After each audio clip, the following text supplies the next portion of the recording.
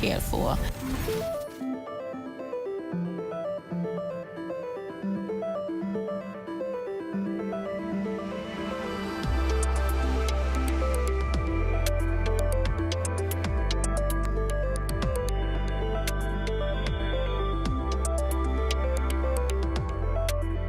Well, Dr. Rowe, we spoke a lot about borders, but I think another question is how exactly is the Princess Margaret Hospital balancing acute care with the long-term stay patients?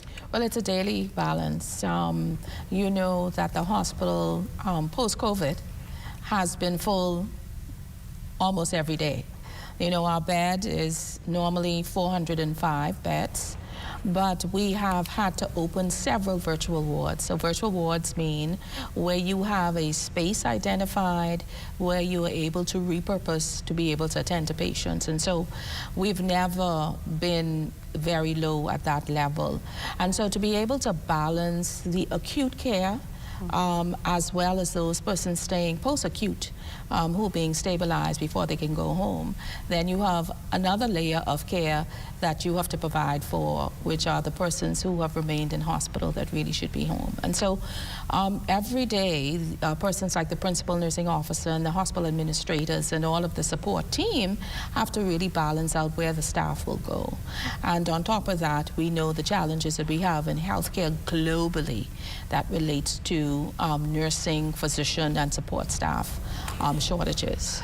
You touch on another issue in terms of balancing staff. Where is a PMH in hiring additional staff, particularly nurses? Sure. So across the PHA, which is not only PMH, but it also includes Sandilands Rehabilitation Center, which is twofold. You have the geriatric and the psychiatric element of it, as well as Grand Bahama Health System, which is not only just the Rand Memorial Hospital, but the various clinics. We have been working vigorously to recruit and retain individuals. We have seen an increase in our attrition rate simply because places like Canada, the UK, and US have been taking our very well-skilled, trained professionals. But we've done several things. We have onboarded persons from Africa as much as we can get them. We did start off with Cuba in some spaces, but because of the language barrier, we have moved more into their technical skills staff that have been supporting us.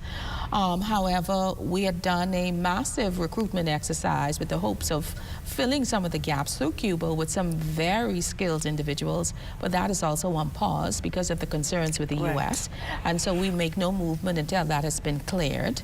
But we're also looking in other areas, as well as the Filipino population. We've always had them, and other areas to see how well not only nursing and physician, allied health like pharmacists, lab technologists, all of those are very crucial. And so we are on the hunt just like everybody else. We've put out interviews and advertisements all over to see if we can retain them. And so we're really working to see, as well as we're hopeful that we can also see a shift in our ability to improve the remuneration package and see if that would be a mechanism for persons to not only remain home, but to feel comfortable and not feel like they're giving up something just to stay home. How many nurses would you say, if you have any idea, would you say we would have lost, particularly since COVID? Because it's one thing to bring in nurses from other countries, it's a whole other ball game to retain the ones we have, the ones that are used to the system, the ones who speak the language, the ones some patients would tell you I'm more comfortable with. Yeah, so since COVID and the recruitment exercise that's happened globally, I can tell you we have a shortage of in excess of 500 registered nurses, particularly 500 across the system that we're trying to fill. We have had instances where in a particular month or two, we've had as much as more than 10 leave in that particular month. Wow. That has a significant impact, right? And even for the older nurses, because nurses were trained in batches. So for myself, for example, we were trained one time, you entered and you exited. So what happens then is when persons either reach 30 years or 40, you have a whole slew of nurses that leave one time. That has a significant dent in our ability to care for patients. And this is how we would have birthed the PHA Academy, to be able to assist and to now bring in what we call TCNs, who's the next level of the RN, to be able to assist and support and do additional training. What department would you say, or part of the hospital would you say, is most at a loss right now in terms of healthcare, be it nurses or doctors, those in pharmacy, whatever the case? Right now, if we were to be speaking about the reality of the day, it's no specific. What I can say for nursing is specialized care. ICU trained nurses, the nurses for the neonates and the adult, midwifery, the maternity cases, because we're a little different than the U.S. U.S. have laboring nurses and the rest. They have not gone through the whole process of being a registered nurse first.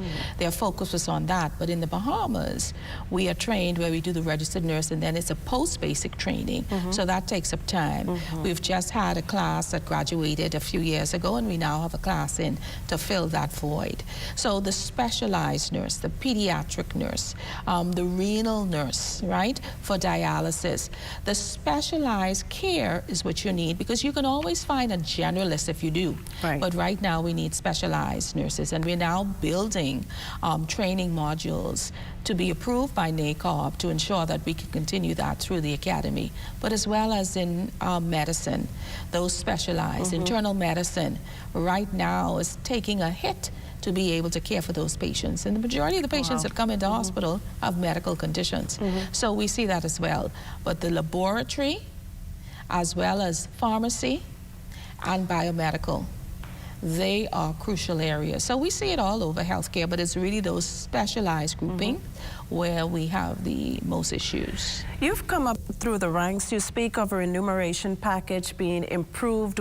As far as you're concerned, what would it take to keep more of our nurses in the public healthcare system, or at least in the country, period? Well, fortunately, I did a research on this myself, particularly for the novice nurse that I've just presented at an international conference this year, about how do we retain the novice nurse, the nurse who has less than 3 years, because that's who we need to be focusing on.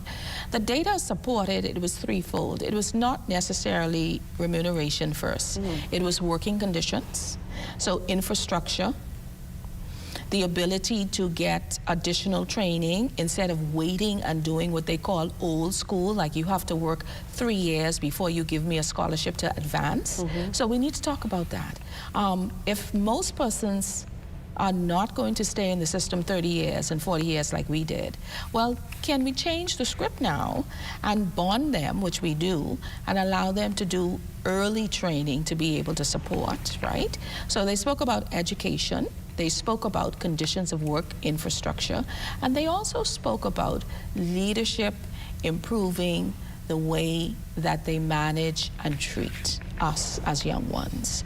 So I think as we look at remuneration, which is all inclusive, is your base salary and any other benefit that adds up. It is not only the dollar figure. It's how do I feel? Am I valued, right? Where do I see myself in the future? Is this organization going to support me to advance myself? And are leaders willing to mentor and support me? I think those are some of the things we need to build on. And we have started talking that conversation, laid over the data, supported the data, and came up with certain suggestions to move forward. This year just happens to be the year that the nurses union are supposed to start the negotiation. So I'm hopeful to see what they present, and then we can move forward and to see how best we can meet the needs of the nurses, who are really deserving of the best, so that the patients can get the quality of care. You harp on a very important fact in terms of how I feel. Apart from remuneration, you can give me the money I want. It's my environment. It's the people who I look up to. How is morale right now at the Princess Margaret Hospital? Or how is morale for public health care nurses? Yeah. So particularly, I'm sorry, coming out of COVID. Sure. So from a public hospital's perspective, and even my colleagues at the Ministry of Health and Department of Public Health, across the board, morale has been low. There's several things. You know, COVID took everybody by surprise. They had colleagues who died secondary to the exposure. Some of them lost loved ones. A lot of them never had downtime, Macushla. Wow. Because of the shortage, because of the demand, especially in the emergency room, they have been moving constantly from COVID was around. So you have burnt out nurses? So we have burnt out nurses secondary to COVID, but also some of the improvements that I'm so happy I'm getting ready to announce shortly, that the government has assisted us in making infrastructure better, particularly at PMH, the older institution. And so we're moving with some great initiatives. I'm hopeful next week we'll get to talk about some of them that makes it easier in terms of the provision of care. You see, when you go in an environment where you're not overly concerned about infrastructure, then your focus is only on the patient. You're not going to be worried about a leak or if something goes out. But then persons also have to be mindful that a lot of things we do in healthcare are very costly, and there's a phased approach. And when you're working with an older facility, these things eventually happen. So this is why we're trying to improve where we are, so that we can manage care while we build new facilities and then have the ability to repurpose where we are now. So we're doing things to see how best we can improve morale. Have we exhausted all avenues? No.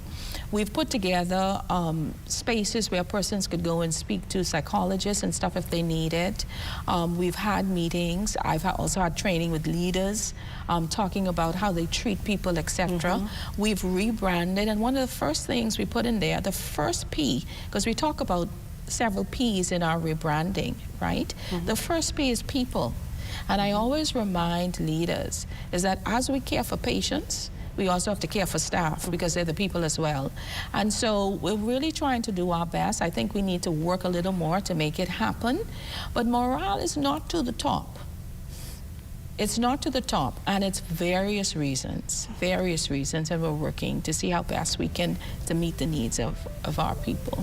Well, you're watching In Depth, and today we're chatting with Dr. Aubynette Rolle, Managing Director of the Public Hospitals Authority. Stay with us.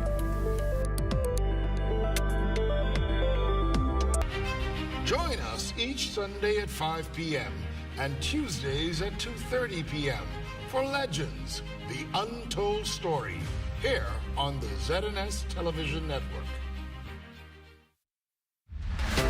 Planning the execution of a newscast is serious business. From the assignment to the concept of the story, everything has to be precise, on point, always.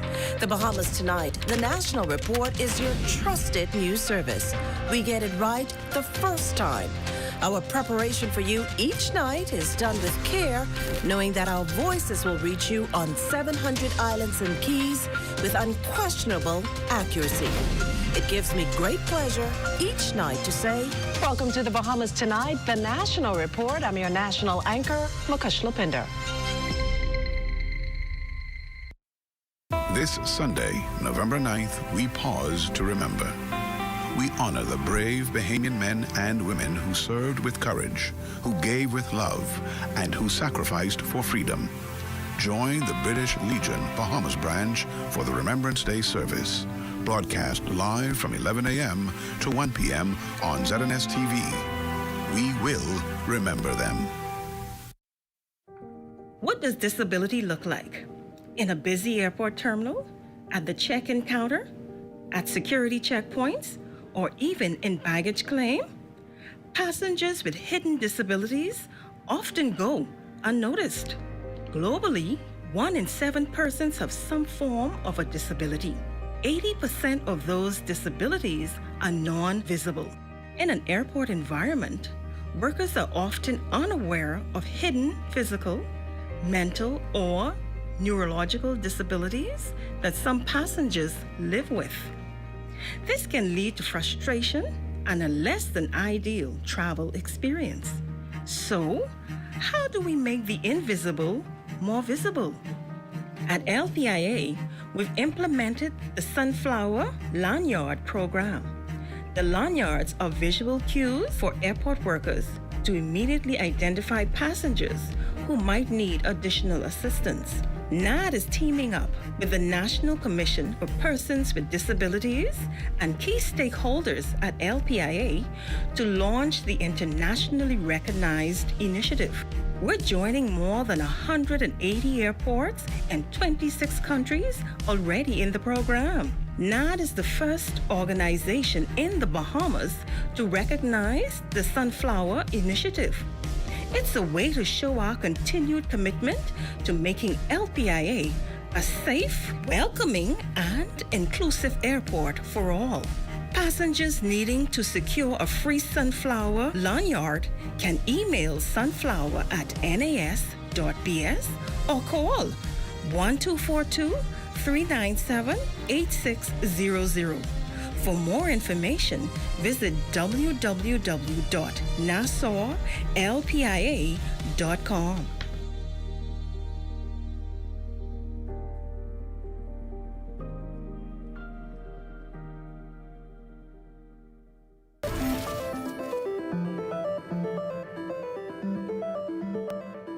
Dr. Rowe, what impact is violence having on the hospital, particularly considering I understand there's a makeshift emergency room?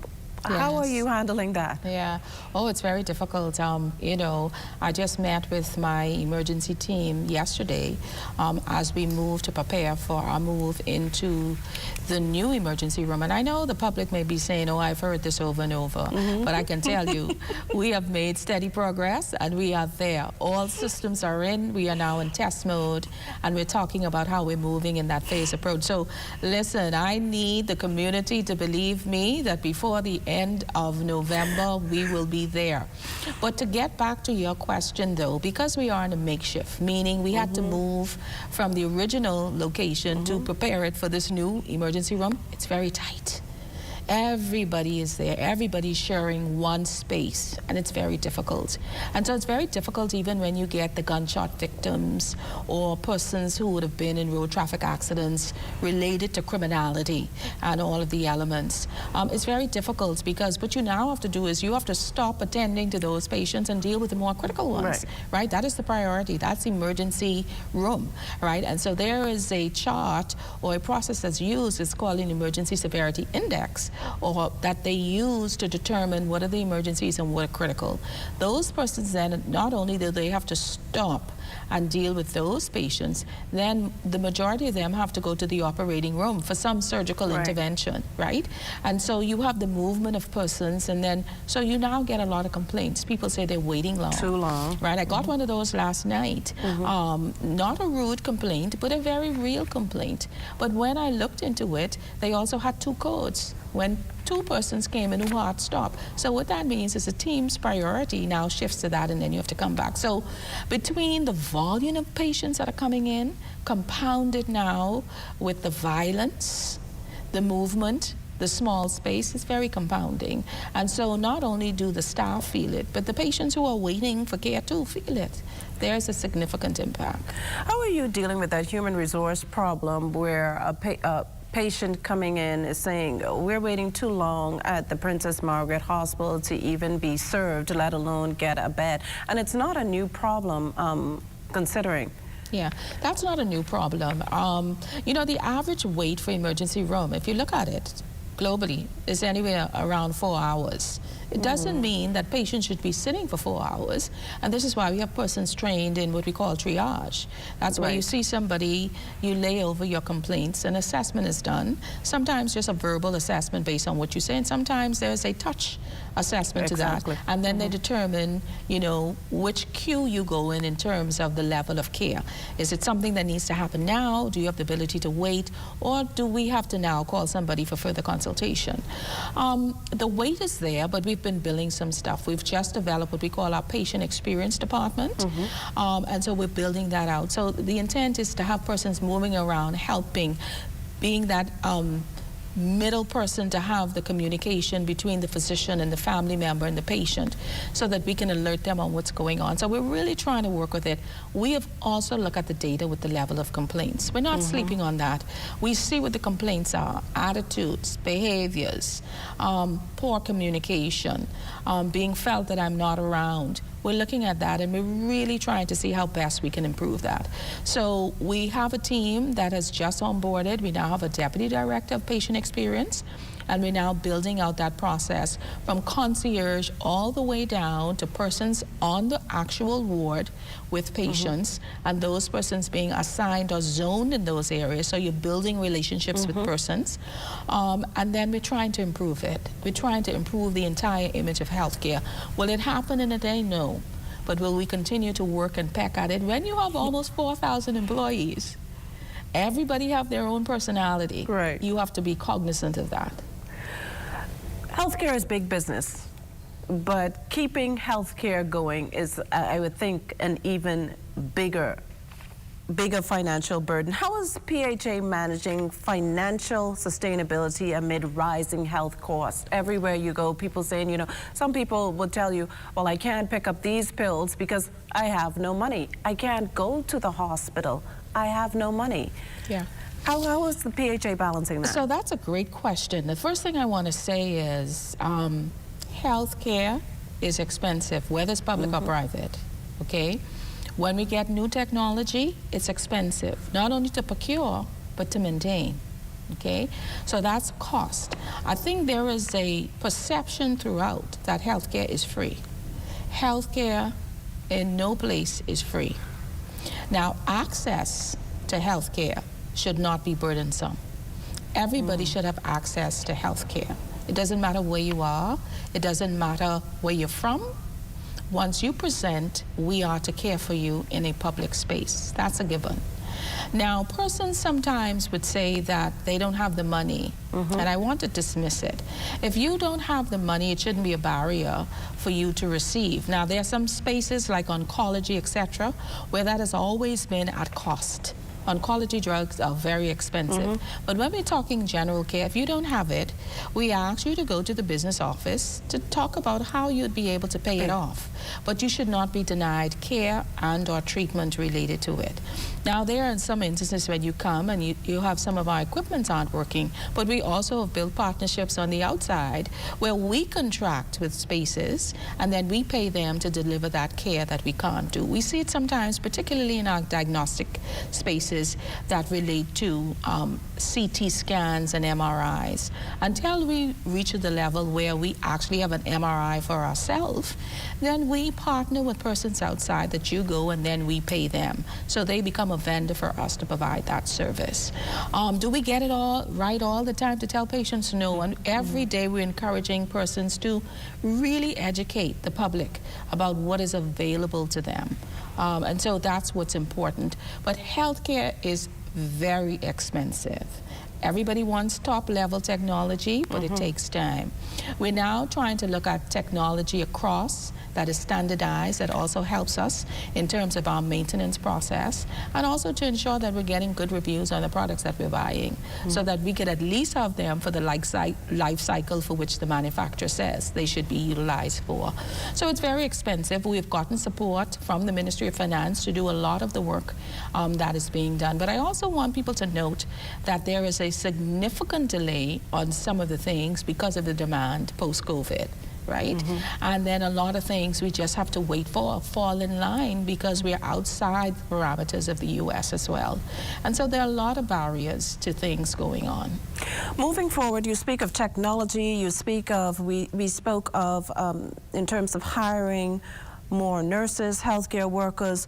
What else can we expect of the Princess Margaret Hospital or the public care sector healthcare sector moving forward? So it is my vision for the PHA to become the provider of choice for the Bahamian people. That is our new vision for the PHA. That is a part of the rebranding. And I know many who may be seeing this may say later, I doubt that, right? And I can accept that based on Not to be what a you negative, see. Nellie, but I understand I you will can say see that. But I am someone who believes in possibility. Since 3 years and now 8 months being in the seat, we have made the turn around the corner. We have done some significant things that you rarely hear about simply because we are compounded every day with negativity, whether they are the reality of present or persons are bringing up old things. But I can tell you, there has been more lives saved in the public health sector, including my colleagues in the Department of Public Health that manage persons on the Family Islands, because it's One Health. It's One Health. We may be devolved, but it's One Health, than harm that we do. Do we need to improve on those? That is exactly what I'm working on now. Through training with leaders, through training and upskilling with staff, through the development of the PHA Academy, to also partnership with other academic institutions, to ensuring that when we are to the table about negotiations, those persons have a voice and we can move forward with some of their needs that they need. The physicians would have just completed their negotiations in moving forward. Other ones, you have BPSU, you have the Bahamas Nurses Union, you have those other unions.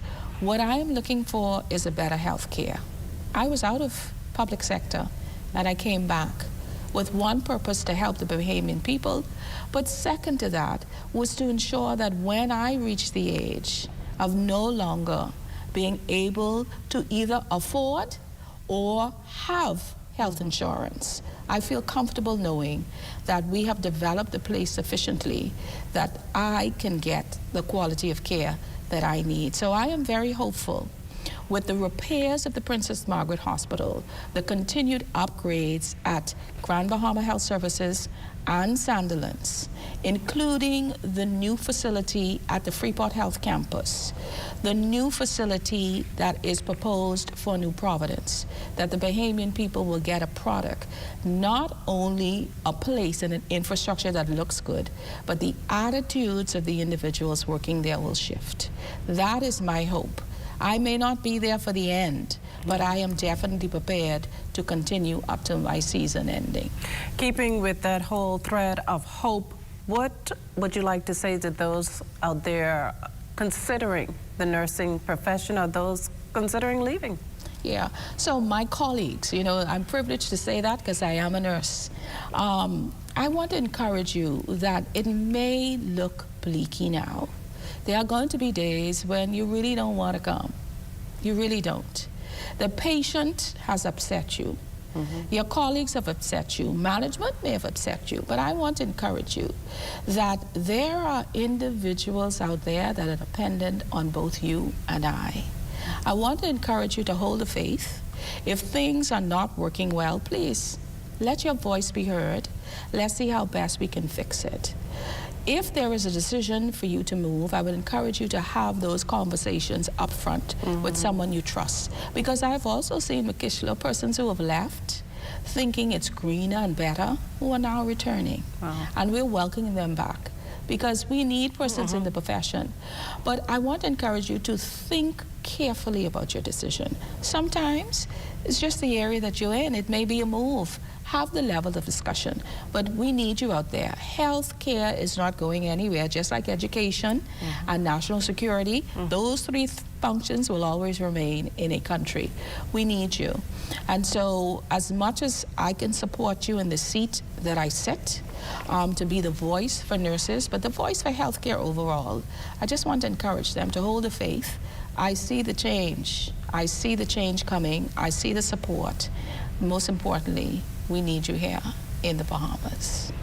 Well, final words from the PHA Managing Director, Dr. Albinette Roll, who joined us this week on In Depth. Thank you for watching.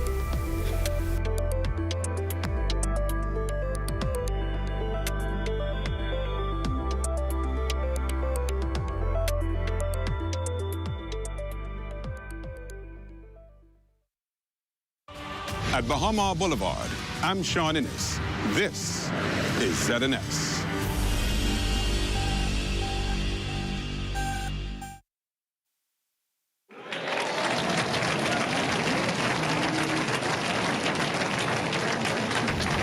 My name is Eunice Rowe. I sing alto in this great project, and the song that I'm leading is Brand New Life.